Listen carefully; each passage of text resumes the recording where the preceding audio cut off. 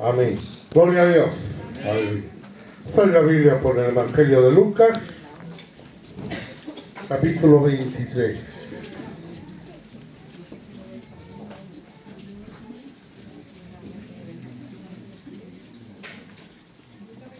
Evangelio de Lucas, capítulo 23.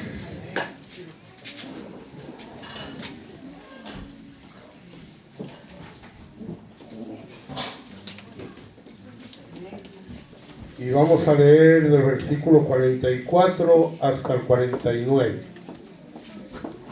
Lucas 23, versículos 44 a 49. Amén. Dice: cuando era como la hora sexta, hubo tinieblas sobre toda la tierra hasta la hora novena. Y el sol se oscureció y el velo del templo se rasgó por la mitad. Entonces Jesús, clamando a gran voz, dijo: Padre, en tus manos encomiendo mi espíritu. Y habiendo dicho esto, expiró.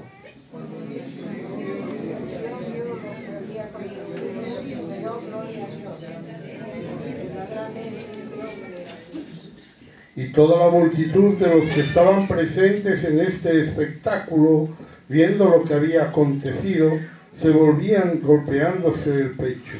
Pero todos sus conocidos y las mujeres que le habían seguido desde Galilea estaban lejos mirando estas cosas. Amén. Gloria al Señor. Pueden sentarse. Estamos llegando a la séptima de las frases que dijo el Señor en la cruz. Ya dijimos que tomamos muy en cuenta esas palabras porque el Señor enmudeció y no abrió su boca. Pero alguna cosa dijo, cosas medidas, cosas pensadas, cosas importantes. Hoy leemos que Jesús, clamando a gran voz, dijo: Padre, en tus manos encomiendo mi espíritu, y habiendo dicho esto, expiró. Mateo y Marcos mencionan que clamó. Ellos también dicen que él clamó, aunque no digan qué fue lo que dijo. En Mateo 27:50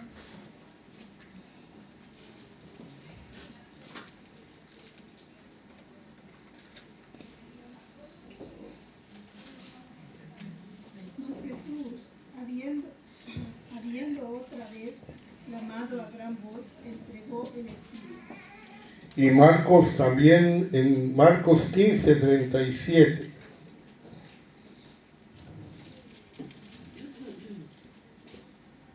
Mas Jesús, dando una gran voz, expiró. Amén. Juan, por su parte, también habla de la muerte del Señor, claro que sí. Él no habla de que él clamara, pero dice algo que no dicen los demás en Juan 19:30.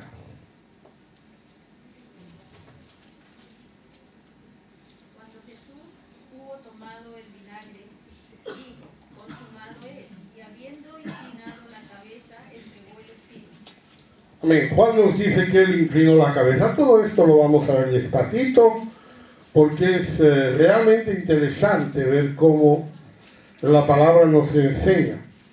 Usted puede pensar que quizás estamos yéndonos al griego mucho y que estamos como examinando demasiado despacio, pero en realidad lo que queremos es entender que estas palabras son dichas por gente, concretamente Juan, que estuvo allí y lo vivió así y lo escribió así. Usted sabe que cuando decimos que la Biblia es inspirada por Dios, no decimos que ellos actuaran como unos autómatas, escribiendo así lo que el Espíritu les decía que escribieran, sino que ellos escribieron lo que sentían, lo que tenían en su corazón, pero que eso era inspirado por Dios. Si juntamos estas palabras que hemos leído, podríamos decir que después de decir consumado es, Jesús, clamando a gran voz, dijo: Padre, en tus manos encomiendo mi espíritu, y habiendo dicho esto, inclinando su cabeza, entregó el espíritu y expiró. Esta es la séptima de las palabras, es el final de la vida de Jesús en esta tierra, es el final de la manifestación en carne. Y vale la pena que repasemos un poquito las palabras que hemos visto. Llevamos 20 semanas hablando de esto. Así que a lo mejor ya no se acuerda de lo que dijimos la primera semana. Hablamos del tema. La primera palabra que decíamos que el Señor dijo es aquella que dijo cuando le estaban clavando, cuando estaban crucificándole. No sabemos exactamente en qué momento se dicen algunas palabras, pero cuando a él le crucificaron, antes de que vinieran las tinieblas sobre la tierra, él dijo aquello de: Padre, perdónalos porque no saben lo que hacen. Y decíamos que ese perdón, porque no saben lo que hacen, era para rebajar la gravedad de la pena de los que le estaban crucificando a una pena por hierro, una pena por hacer un pecado que uno no es consciente de lo que está haciendo. Decíamos que en la ley, vimos que en la ley, cuando alguien pecaba por hierro, no era castigado. Pero cuando pecaba voluntariamente, sí debía ser castigado. Por tanto, el Señor lo que está haciendo es tratando de decir: pues no le tengas en cuenta que esto ha sido un asesinato voluntario, sino considéralo como algo que ellos no saben lo que hacen. Pide perdón, nos dice que debemos perdonar esta palabra, y esta palabra también nos dice que Jesús es un intercesor, es decir, que Él está al lado del pecador, Él está de parte del pecador, evidentemente del pecador que quiera arrepentirse.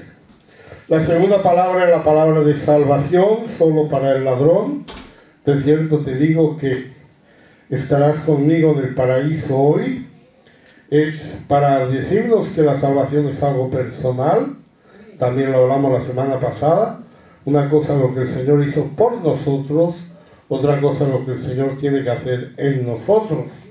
Entonces, para el ladrón era algo personal de decirle: hoy estarás conmigo en el paraíso. Este ladrón no tenía nada que ofrecer, no podía presentar ninguna cosa buena que él hubiera hecho, porque había sido un delincuente toda su vida. Tampoco podía prometer que fuera a hacer nada para el Señor, porque estaba para morir, pero simplemente por su arrepentimiento, a pesar de que él fue blasfemo hasta el último momento, porque en la cruz él también blasfemaba, pero hasta ese momento él fue blasfemo. Pero cuando él se arrepintió, el Señor le prometió el reino, y nos lo promete también para todos los arrepentidos. Nos dice esto, que Jesús es el rey de ese reino, Él decide, y Él marca quién va o quién no va, y con su poder pues está abriendo el reino al hombre. Amén. La tercera palabra era la palabra de protección, que le dijo a su madre: mujer, he aquí tu hijo, y dijo a Juan: he aquí tu madre. Recordamos que María representa al pueblo de Israel fiel. María no representa a la iglesia, María representa al pueblo de Israel. Algunos lo tienen ahí todavía en los altares de la iglesia, pero María representa a un Israel fiel. Por eso usted verá que cuando ella el día de Pentecostés recibe el Espíritu Santo, desaparece de la historia, porque en este momento no hay un Israel fiel. En este momento los fieles son la iglesia de Dios. Hay gentiles, hay judíos y hay la iglesia de Dios.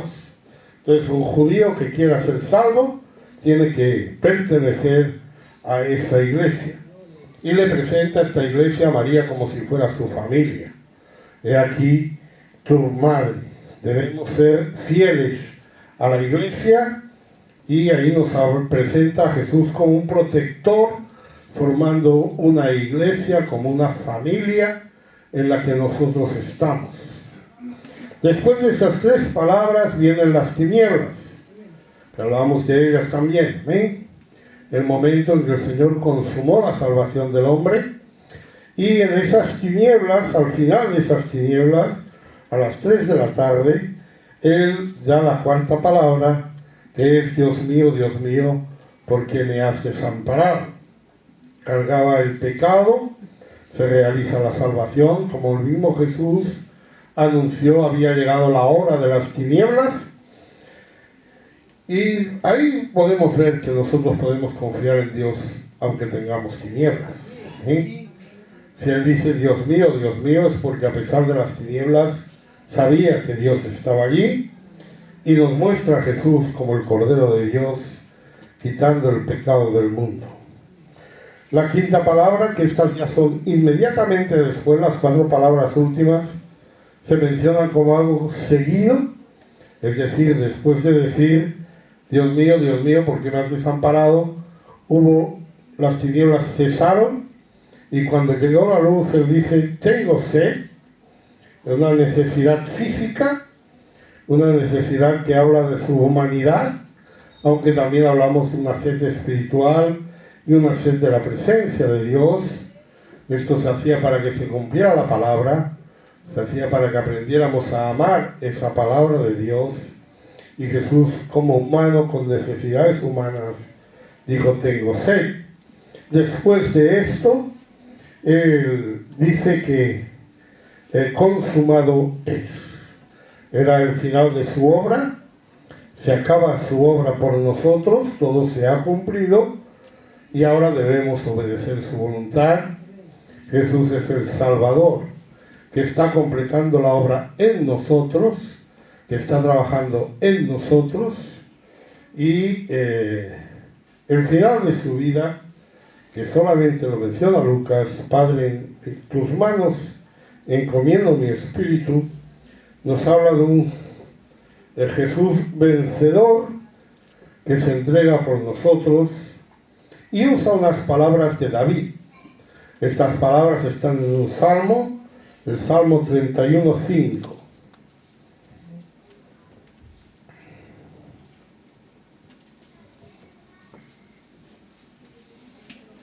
En tus manos encomiendo mi espíritu, tú me has redimido, oh Jehová, Dios de verdad.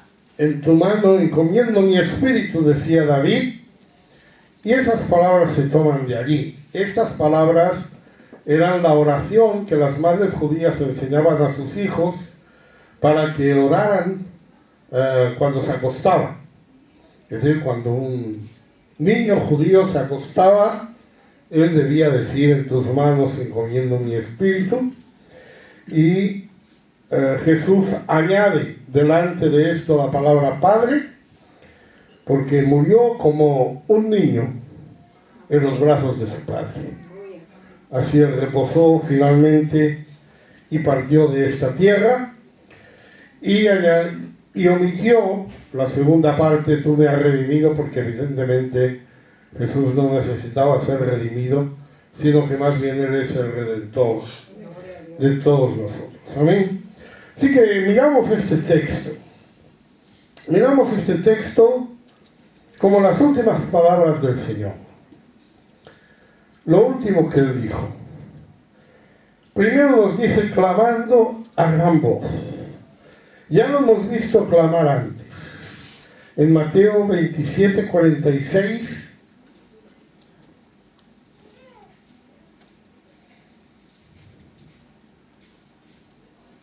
Cerca de la hora novena, Jesús clamó a gran voz diciendo, Elí, Elí, lama sabactani, esto es, Dios mío, ¿por qué me has desamparado? Él clamó cuando dijo, Dios mío, ¿por qué me has desamparado? Sin embargo, la palabra que usa Mateo, y lo comentamos cuando hablamos de esta palabra, es una palabra única, no aparece en ningún otro lugar en la Escritura. Este clamó es una forma intensificada del verbo gritar. O sea, gritó con todas sus fuerzas, gritó hacia arriba, gritó al límite, gritó al máximo.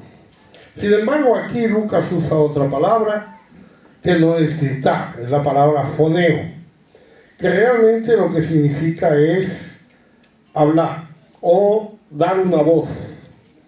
Por ejemplo, el canto del gallo, que cantó y Pedro negó 3 veces al Señor, cuando habla del canto del gallo, habla del foneo del gallo, es decir, del sonido del gallo, del grito del gallo, le podríamos llamar grito, ¿no? El sonido así como algo que clama, y es un foneo megafono, es decir, podríamos decir que voceó con gran voz, ¿no? Algo así. Porque ahora ya no está tanto en la angustia que estuvo en Dios mío, ¿por qué me has desamparado? Ahora está más en la intimidad con su Padre, está más en la intimidad con Dios. Hay una fortaleza en su voz, hay una fortaleza en su espíritu. Como decíamos, ningún crucificado después de 6 horas en una cruz puede clamar a gran voz, ningún crucificado puede gritar, escasamente podría hablar, pero él lo hace porque tiene esa fortaleza que viene de parte de Dios. Normalmente la gente que muere en una cruz, pues muere con una queja, muere con un lamento. No suele la gente morir con una oración en los labios como hizo el Señor. Él ora con esa oración: Padre, en tus manos encomiendo mi espíritu, y así expira.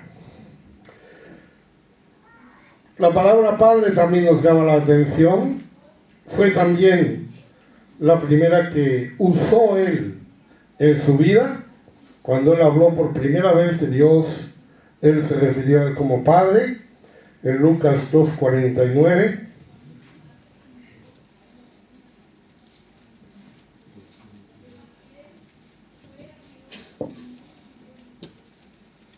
Dice, entonces él les dijo, ¿por qué me buscáis? ¿No sabías que en los negocios de mi padre me es necesario estar? En los negocios de mi Padre. Estas son las primeras palabras que oímos decir a Jesús en los evangelios. Lo primero que le oímos es cuando él les dice a sus padres estas palabras, y él se refiere a Dios. Podría haber dicho en los negocios de Dios, podría haber dicho en las cosas de Dios, pero él dice en las cosas de mi Padre, en los negocios de mi Padre. Y por 3 años Jesús estuvo refiriéndose a Dios como su Padre, identificándose a él como Hijo de Dios, que eso siempre le trajo problemas. En Juan 10, 30-36,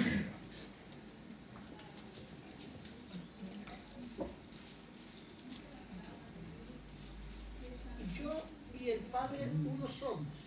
Entonces los judíos volvieron a tomar piedra para apedrear. Jesús le respondió, muchas buenas obras os he mostrado de mi Padre, ¿por cuál de ellas me apedreáis? Le respondieron los judíos diciendo, por buenas obras no te apedreamos, sino por la blasfemia, porque tú siendo hombre te hace Dios. Jesús le respondió, ¿no está escrito en vuestra ley, dioses sois? Si llamó dioses a aquellos a quienes vino la palabra de Dios, y la escritura no puede ser quebrantada, al cual el Padre santificó y envió al mundo, vosotros decís, tú blasfemas porque dije, hijo de Dios soy.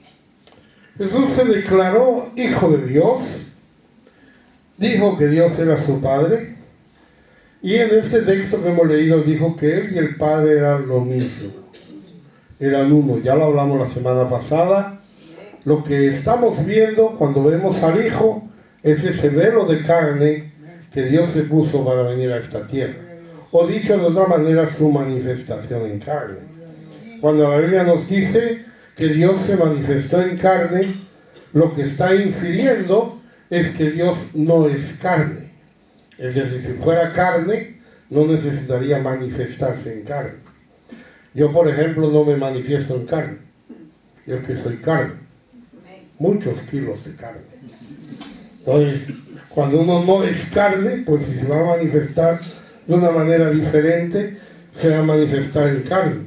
Pero cuando él vino a la tierra, él dijo que él era Hijo de Dios, y cuando él dice eso, quieren apedrearlo. Dice, quieren apedrearlo porque tú, siendo hombre, te haces Dios. Nosotros estamos acostumbrados a la expresión hijos de Dios. No es una expresión normal en el Antiguo Testamento para referirse a hombres ni a personas.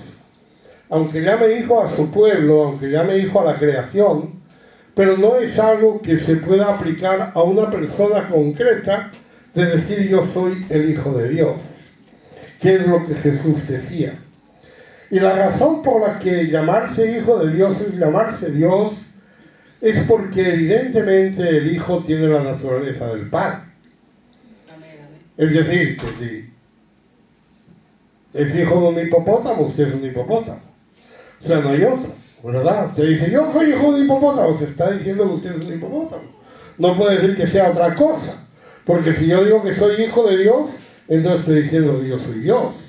No puedo decir otra cosa. Nosotros somos hijos de Dios por adopción, somos hijos de Dios por la obra de Dios. Pero Él era hijo de Dios por su naturaleza, por lo tanto, Él era Dios. Entonces, para los judíos era una blasfemia que Él dijera que era hijo de Dios. Sin embargo, ahí Él lo estuvo diciendo. Para Él las palabras de Dios son las palabras de su Padre. En Juan 8:28. Les dijo, pues, Jesús, cuando hayáis levantado al Hijo del Hombre, entonces conoceréis que yo soy, y que nada hago por mí mismo, sino que según me enseñó el Padre, así hablo. Según me enseñó el Padre, así hablo. Nadie habla así en Israel. Nadie puede hablar así en Israel. Un profeta no decía que él hablaba las palabras del Padre. Un profeta hablaba las palabras de Dios. Un profeta hablaba de Dios como Dios me ha hablado. Pero aquí él está diciendo que el Padre le enseñó a él. A él no le enseñó Moisés, no le enseñaron los profetas. Él recibió las palabras del Padre. La voluntad de Dios para él es la voluntad del Padre. En Mateo 7:21.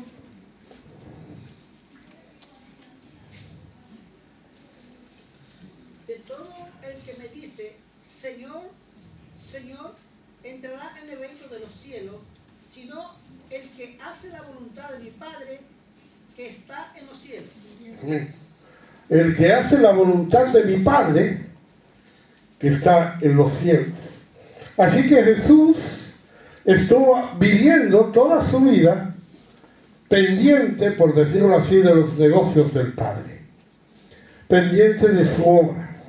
Y acabados esos negocios del Padre, consumados esos negocios, como vimos la semana pasada cuando él dice consumado es, consumados esos negocios, acabado esa voluntad del Padre para él, él ahora va ¿a dónde? A la casa del Padre. Él ahora va a la casa del Padre. En Juan 14:2.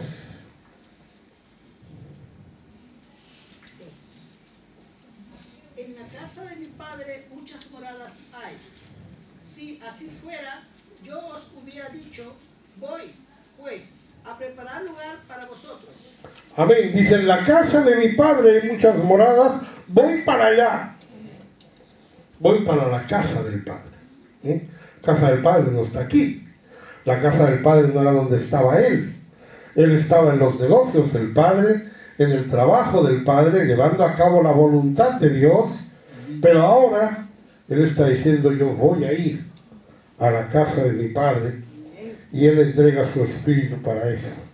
Notamos que esa palabra Padre la usó cuando dijo, perdónalos porque no saben lo que hacen. Se invoca esa calidad de Padre, un Padre cariñoso, un Padre amoroso, un Padre condescendiente, amén.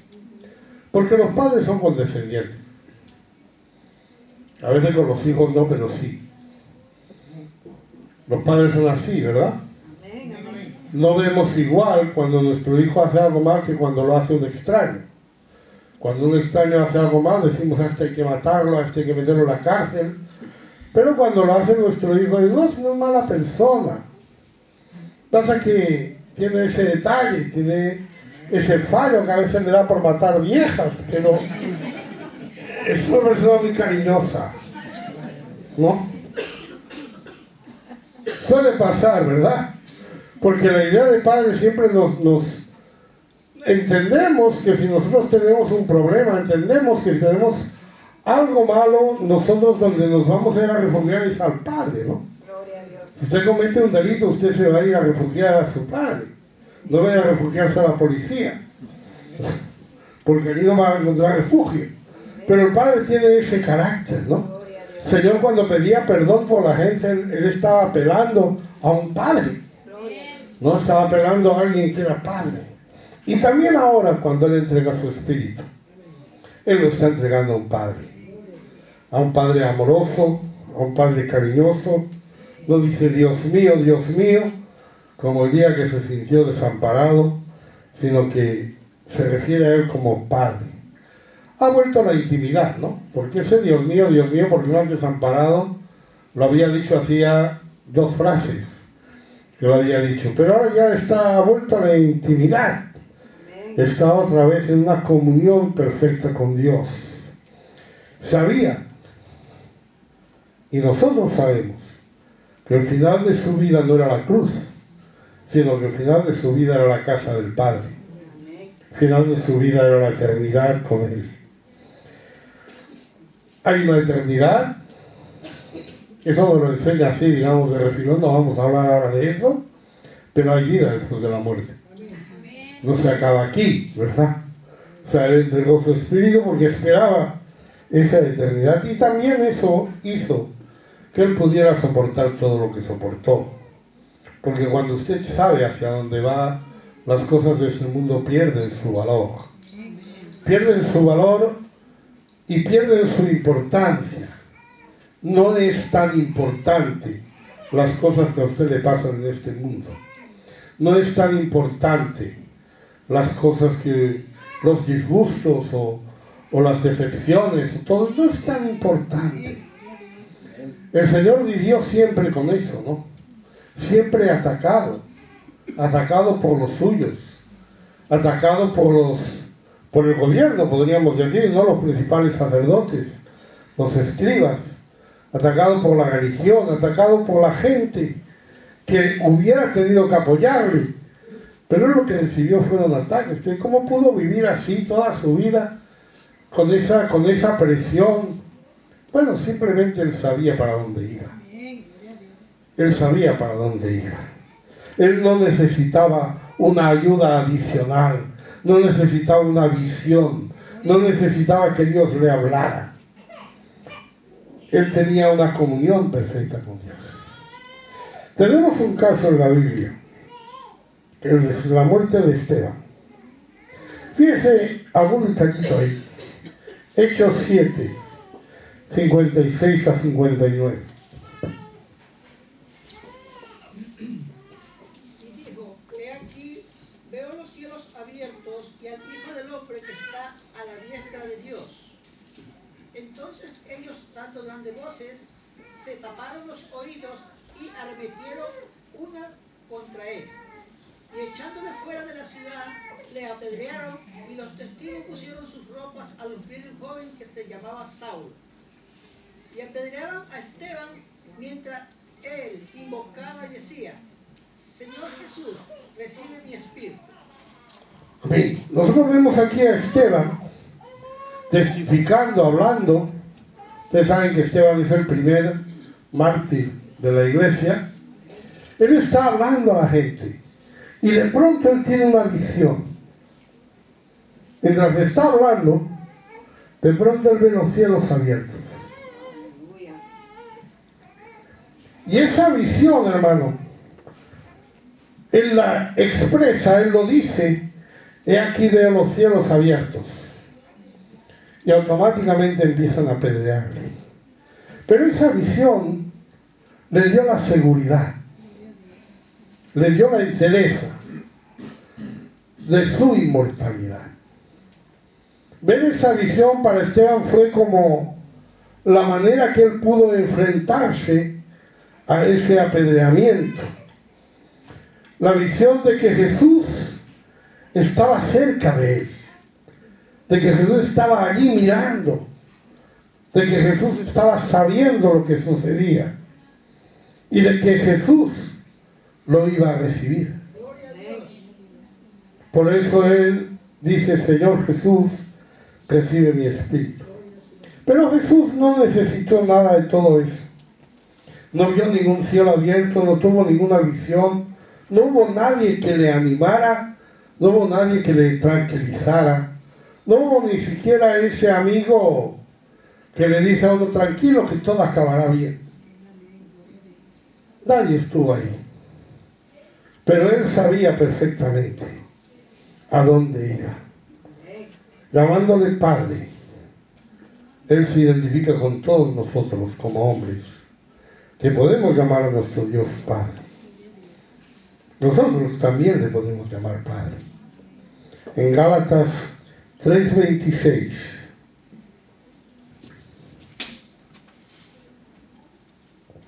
Pues todos sois hijos de Dios por la fe en Cristo Jesús. Todos sois hijos de Dios. ¿A quién se le dice esas palabras? A la iglesia. Recuerden siempre, las palabras que usted lee en las epístolas son dirigidas a la iglesia, no son dirigidas al inconverso. Por eso en las epístolas usted no encuentra plan de salvación, usted no encuentra el arrepentíos y bautícese cada uno de vosotros en el nombre de Jesucristo y recibiréis el don del Espíritu Santo. Eso no lo encuentra en las epístolas, porque los destinatarios de las epístolas ya han pasado por allí, ya han sido salvos. Entonces no necesita decirle a la gente cómo ser salva. Por eso cuando alguna vez la gente coge textos de las epístolas para tratar de mostrar el plan de salvación o el modo que somos salvos, se equivocan, porque esas palabras son escritas a gente que ya es salva. Entonces puede decir, todos sois hijos de Dios. Eso no se le puede decir al mundo, no se le puede decir al inconverso porque no lo son, pero sí se le puede decir a la iglesia. Por tanto, nosotros tenemos ese Padre, como Él tuvo ese Padre también. En Juan 20:17.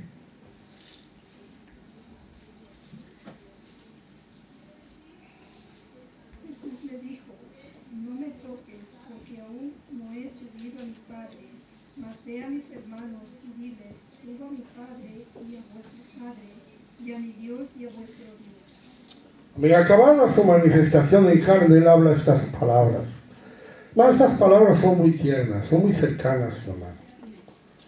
Él dice, ve a mis hermanos. No dice ve a mis discípulos o ve a mis apóstoles. Ve a mis hermanos. Yo subo a mi Padre, que es vuestro Padre. Amén. Hermano, no se había dicho eso antes. No se había dicho esto. Usted verá que Jesús siempre se desmarcó de los apóstoles.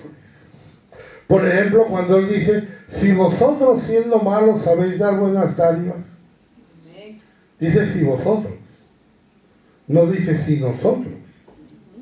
Está diciendo, ustedes son los malos, a mí no me metan en esto, ¿no? Vosotros. Pero ahora Él se está diciendo, mi Padre es vuestro Padre. Amén, amén. Mi Dios es vuestro Dios. Aleluya. No está hablando de que Él tenga la relación con Dios o la relación con el Padre como la tenemos nosotros, pero está diciendo que el mismo que era el Padre de Jesús es nuestro Padre, y el mismo que era el Dios de Jesús es nuestro Dios, porque Él se hizo hermano nuestro, se hizo hombre como nosotros. Por eso el final del camino, el final de la vida, es nuestra partida con el Padre. En Filipenses 1:21.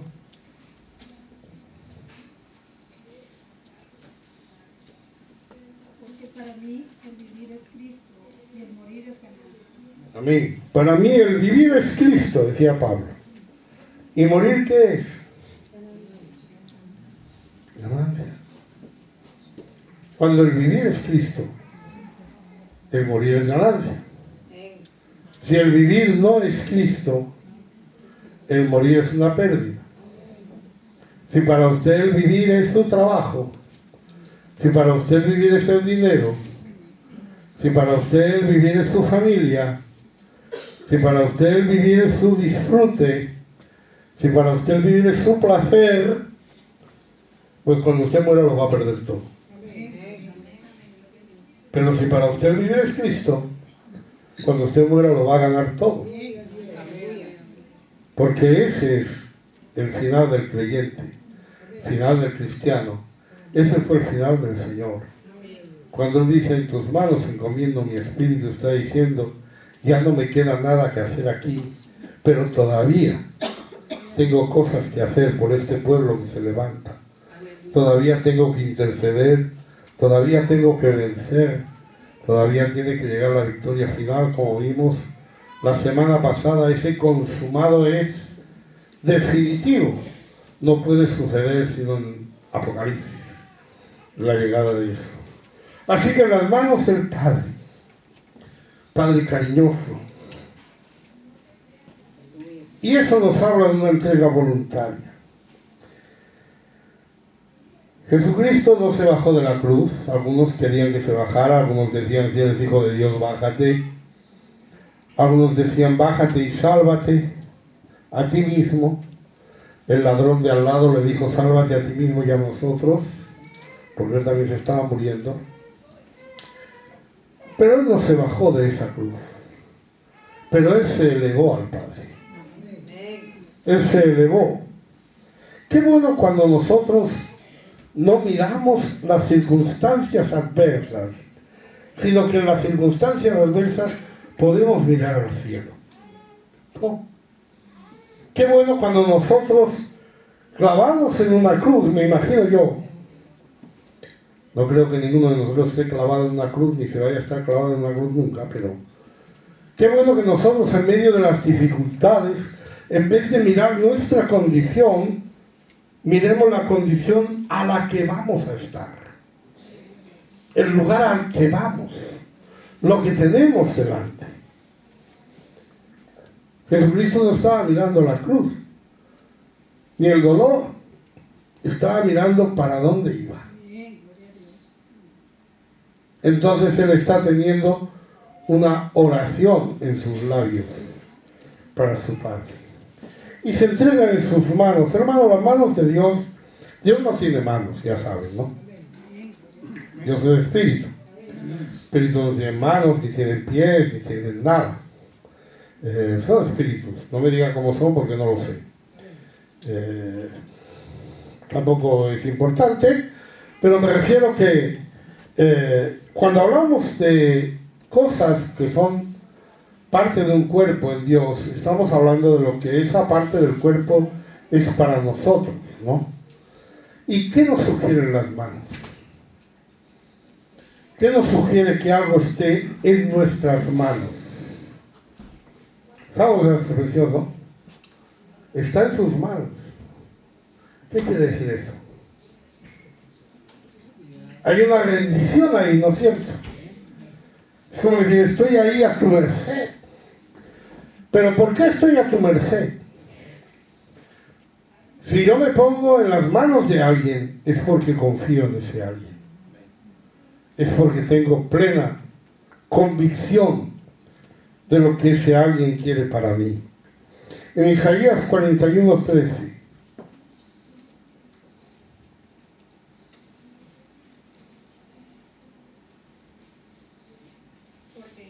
Porque yo Jehová soy tu Dios, quien te sostiene de tu mano derecha y te dice, no temas, yo te ayudo. Te sostiene de tu mano. ¿Ven? Cuando la mano nos habla de acariciar, nos habla de cuidado, nos habla de protección. No es lo mismo que el brazo. El brazo nos habla de poder. Porque cuando usted coge a un niño de la mano, ¿qué está haciendo? Te lo está guiando, ¿verdad? Amablemente. Pero cuando lo coge en brazos, eso necesita fuerza, ¿no? Y ahí el niño no va a hacer nada. Usted coge al niño de la mano, el niño va andando él. Ahora es importante que usted lo coja de la mano, ¿por qué? Por si pasa algo. Yo te ayudo, ¿no? Yo te ayudo. no temas. Ahora estamos bajo el cuidado y la protección de Dios. Jesús se pone en ese lugar. En Deuteronomio 5:15.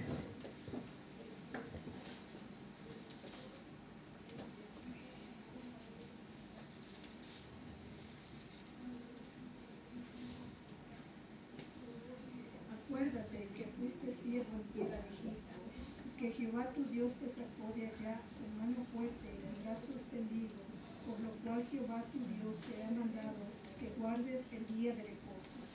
Jehová tu Dios te sacó de Egipto, ¿cómo?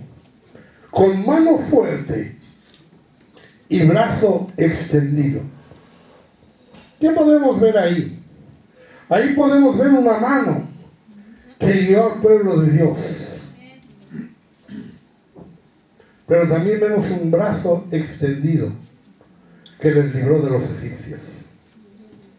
Brazo contra Egipto, mano para sacar a su pueblo. La mano le guía a su pueblo hacia afuera y el brazo extendido hace que nadie pueda impedir que ese pueblo salga de Egipto. Así es como nosotros nos entregamos en las manos del Señor. Ponga su vida en las manos de Dios. Dios no necesita castigarle con su brazo. Dios no necesita venir a usted con su brazo potente. Solo usted le da la mano y el Señor le lleva. Solo usted se pone en sus manos y el Señor le guía. El Señor le ayuda. Le dice, no temas. Yo estoy aquí. Entonces el Señor le dice, en tus manos encomiendo mi espíritu. Según la costumbre romana, el pariente más cercano recibía el aliento o el espíritu de la persona moribunda en su propia boca. Esa era la costumbre romana. Probablemente los romanos que estaban allí escuchándole se lo tomarían así. Pero Jesús no está entregando su espíritu a un ángel o a un santo o a una virgen. Él lo está entregando al Padre. No necesitamos, hermanos, mediadores, porque ya tenemos un mediador. Y ese mediador es más que suficiente. No necesitamos ayudas de ningún tipo, porque el mediador que tenemos es suficiente. Y este es el momento en que Jesús se entrega voluntariamente a la muerte. En Juan 10:18,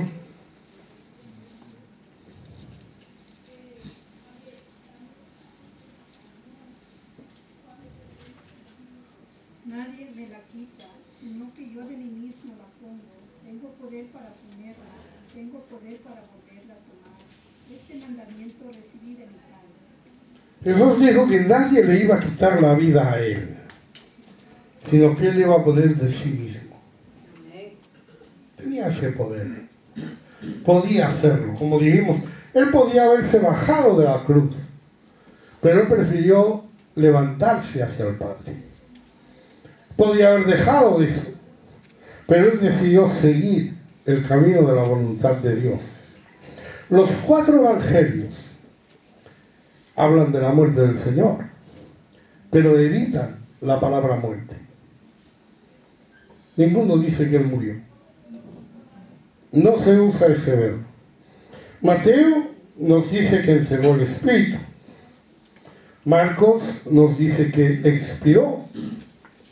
Juan nos dice que entregó el Espíritu. Y Lucas también nos dice que expiró. Y es el único que menciona estas palabras que estamos hablando hoy. Todo se ha cumplido. Ya se ha acabado todo lo que había que hacer con el cuerpo. Y Jesús en paz se va. Y lo decide él. Está controlando el momento de su muerte. De hecho, fue sorprendente que muriera tan pronto. No era normal. Un crucificado como mínimo, tardaba 24 horas en morir. Algunos tardaban 2 o 3 días en morir. Los crucificados no morían tan rápido.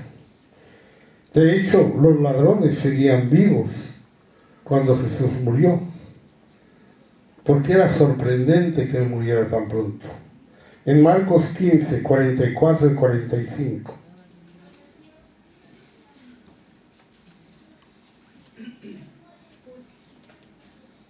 Pilato se sorprendió de que ya hubiera muerto y llamando al centurión le preguntó si ya estaba muerto. E informado por el centurión, dio el cuerpo a José. Pilato se sorprendió de que ya estuviera muerto. No es normal. ¿Por qué murió tan pronto? Porque fue cuando él quiso. Cuando él acabó su vida. Cuando él acabó su trabajo. Sí, que usted puede leer por ahí en internet, ahora hay mucho de esto.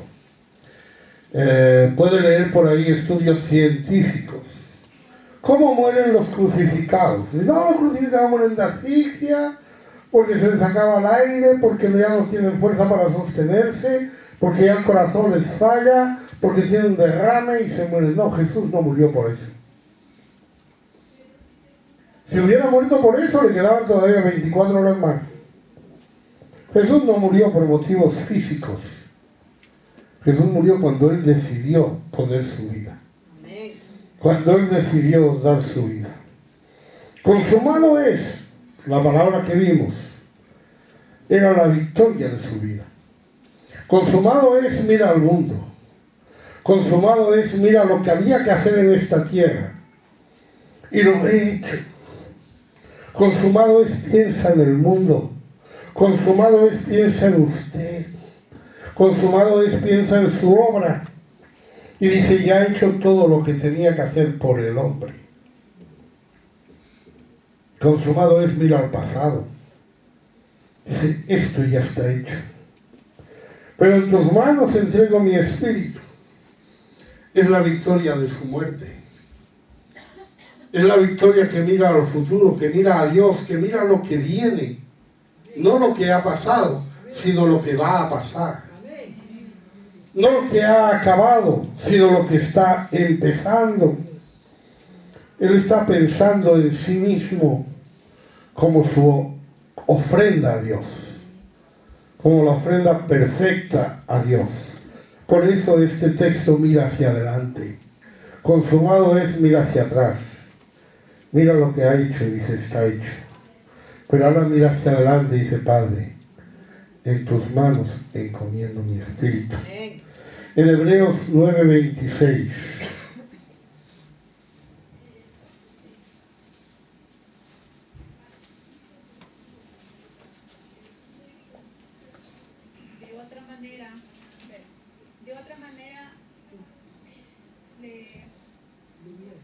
De otra manera le hubiera sido necesario padecer muchas veces desde el principio del mundo.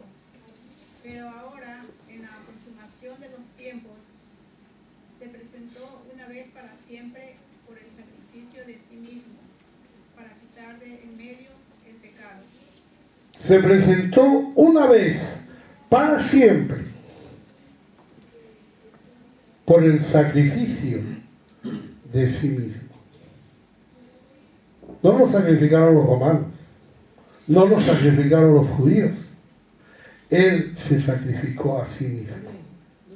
Una vez él pudo mirar hacia atrás, una vez él pudo mirar todo lo que había hecho, él podía haber cumplidas todas las profecías, él podía haber cumplido todo el propósito de su manifestación en carne.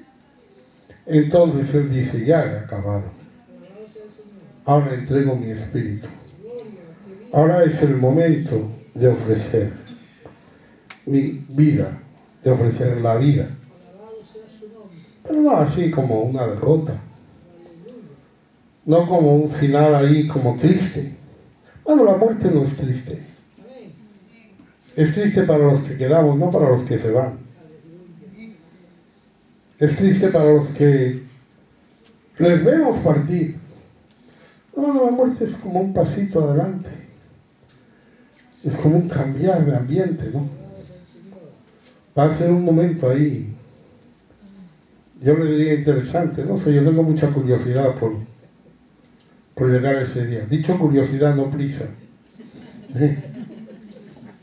Digo curiosidad.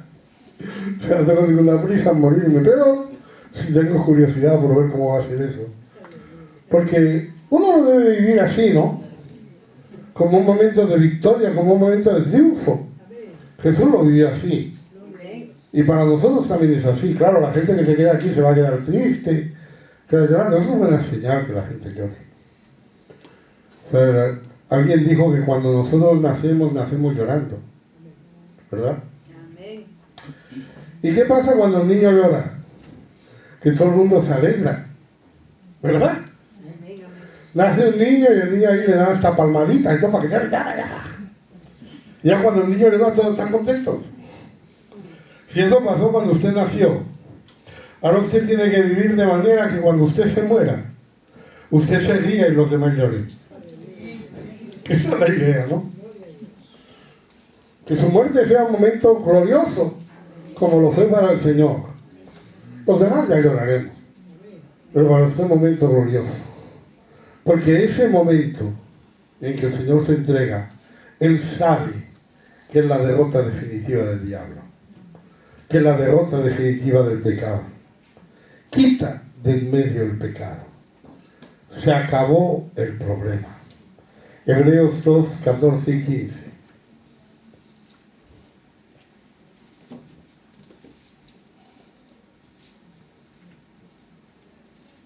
Así que por cuanto los hijos participaron de carne y sangre, él también participó de lo mismo, para destruir por medio de la muerte al que tenía el imperio de la muerte, esto es, al diablo, y liberar a todos los que por temor de la muerte estaban durante toda la vida sujetos a servidumbre. Sí. Dice que él participó de carne y sangre. Se hizo hombre. Porque no era hombre, él era Dios. Pero él se hizo hombre. Vino aquí, participó de esa naturaleza nuestra. ¿Para qué? Para morir. ¿Y para qué quería él morir? Para destruir, por medio de esa muerte, al que tenía el imperio de la muerte. Miren que el diablo, usted sabe que es engañoso. Ha jugado siempre con ese temor de la muerte. Desde Eva. Cuando él tentó a Eva, él le dice a Eva, con que Dios os ha dicho que no podéis comer de todo árbol del huerto. Dios había dicho justamente lo contrario. Dios había dicho, de todo árbol del huerto podéis comer, pero del árbol de la ciencia del bien y del mal no. Pero ¿qué es lo que está haciendo? El diablo está dándole la vuelta a la tortilla. Y está haciendo que Eva se fije precisamente en el árbol que no puede comer. Porque cuando nos prohíben algo es cuando nos fijamos en ese árbol. Usted no puede hacer eso, a lo mejor usted nunca había pensado hacerlo, pero cuando te lo dicen, dice, a lo mejor. Eva tenía todos los árboles a su disposición, ella podía comer manzanas y peras y naranjas y plátanos. Yo no lo sé, yo no estaba allí. Pero ella podía comer de todo, pero de pronto sus ojos estaban viendo ese árbol. Allí estaba también el árbol de la vida, pero no tenía mucha curiosidad por ese. Estaba mirando el árbol. A lo mejor se puso a comerse por ahí una pera y de pronto iba ahí comiendo la pera y veía el árbol y decía, ese árbol. No puedo comer, pero tiene un aspecto. Parece bueno. Eva también se equivocó. Eva le dijo al diablo que el Señor le había dicho que no podían comer de ese árbol ni tocarlo. Y Dios nos dijo que no pudieran tocarlo. Dice, porque el día que lo toque voy a morir. Y ahora Eva está mostrando su debilidad. ¿Cuál es la debilidad de Eva? la muerte. Mire que cuando José fue tentado, él se libró de la tentación. Él le dijo a la mujer de Potifar: no cometa yo ese acto pecando contra Dios. Él no está diciendo me va a matar Dios. Pero Eva está diciendo: yo no puedo comer porque el día que coma me voy a morir. Entonces para mí esa muerte me obliga a no comer. El diablo lo tuvo fácil. Solo le tuvo que decir: no morirás. Porque usted a lo mejor está sirviendo al Señor, ¿por qué? A lo mejor le está sirviendo para librarse del infierno. ¿Sabe qué va a pasar? Algún día alguien le va a convencer de que no existe el infierno.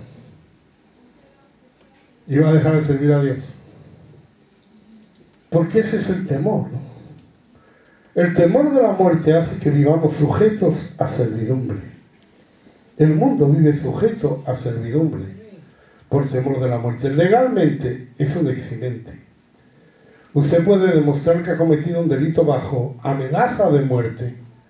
A usted no le van a castigar igual. Porque van a entender que si alguien le dijo: haz esto o te mato, es normal que usted haga cualquier cosa. Eso era lo sorprendente de los primeros cristianos. Era lo sorprendente de los mártires. Porque a los mártires le decían que sacrificaran a César o te matamos. Y decían: pues mátenme. Nadie hace eso. Nadie hace eso. La muerte supone una servidumbre. Usted le dicen que haga algo, le pegan un tiro. Le ponen a usted una pistola en la sien. Le pueden pedir que haga cualquier cosa. Y usted la va a hacer. Porque no quiere morir. Y esa era el arma del diablo. Cuando él le dice a Eva: no morirás, le está diciendo a Eva: tranquila.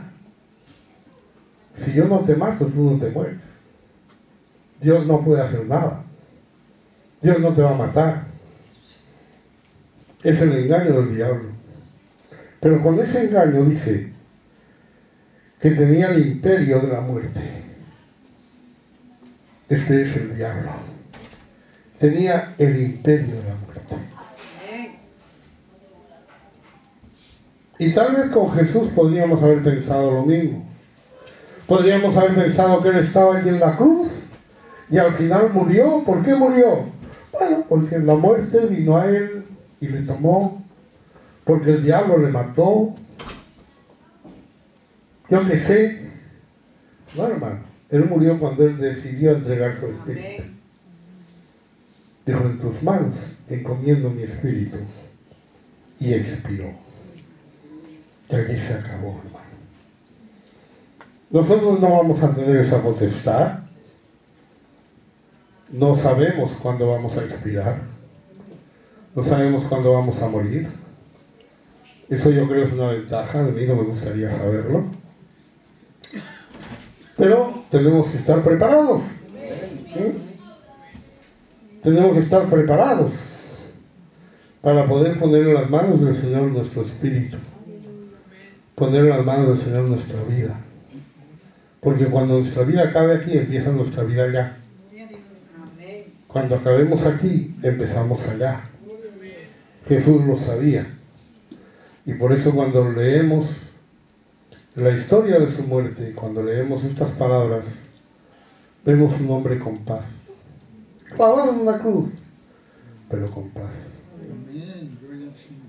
Que está controlando la situación, aunque no lo parezca. Que está decidiendo cuándo y cómo se entrega al Padre. 2 minutos antes ha dicho: tengo sed, para que se cumpliera toda la Escritura. Cuando ya se cumplió toda la Escritura, todo lo que habían dicho de Él, cuando ya había acabado su misión en esta tierra, entonces Él lo vemos levantando sus ojos y diciendo: Padre, en tus manos encomiendo mi espíritu. Y sin duda, Esa fue una muerte dulce. A pesar de todas las circunstancias, del dolor y todo lo que queramos poner ahí, que también sería cierto. Pero qué bueno que nosotros podamos mirar hacia adelante. Recordemos que cuando Él dijo que Él iba a morir, iba a resucitar, Pedro les dijo, de ninguna manera eso se acontezca. Porque ponía la mira en las cosas de los hombres. ¿Y cuáles eran las cosas de los hombres? Era, voy a morir. Voy a morir. Pero dijo, no, Señor, que de ninguna manera te cases. Pero Él también había dicho, voy a resucitar. Pero eso Pedro no lo escuchó. O no lo tuvo en cuenta. Dijo, no, que de ninguna manera eso te pase. Pero estaba mirando las cosas de los hombres. Miremos las cosas de Dios, hermano. Los peores momentos de su vida, mira las cosas de Dios. Porque lo que tenemos delante es mejor que lo que tenemos detrás. Y no estoy hablando que su vida vaya a ser más fácil a partir de hoy. A lo mejor a partir de hoy es cuando pierde el trabajo. Y cuando se le acaba el dinero. Y a partir de hoy es cuando se le muere un familiar. No sé lo que pasará a partir de hoy. Pero después de todo usted se va a la casa del Padre. Amén. Después de todo usted va a tener el triunfo. Va a tener la victoria. Amén. Aleluya, gloria al Señor. Vamos a cantar. Aleluya. Amén.